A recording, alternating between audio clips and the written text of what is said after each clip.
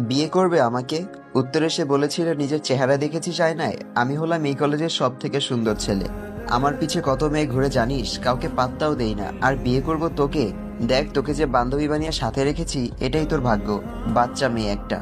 আমি মুচকি হাসি দিয়ে সেখান থেকে চলে এসেছিলাম। কোনো কথা বলিনি, কারণ সত্যিই ওর মতো সুন্দর ছেলে আমাকে কেন বিয়ে করবে? কত সুন্দরী মেয়ে ওর পিছে ঘুরে। কিছু বলিনি ঠিকই, তবে প্রচন্ড কষ্ট পেয়েছিলাম।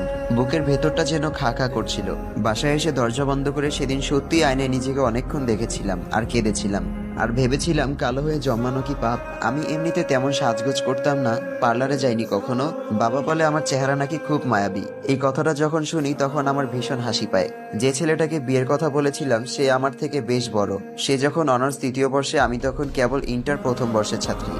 আমার বোনের ক্লাসমেট ছিল সে। প্রায় বাসায় আসতো, কথা বলতে বলতে একটা সময় বন্ধুত্ব হয়ে যায়। ওর নাম রাফিন। খুব ভালো লাগতো ওকে আমার। ভালোবেসে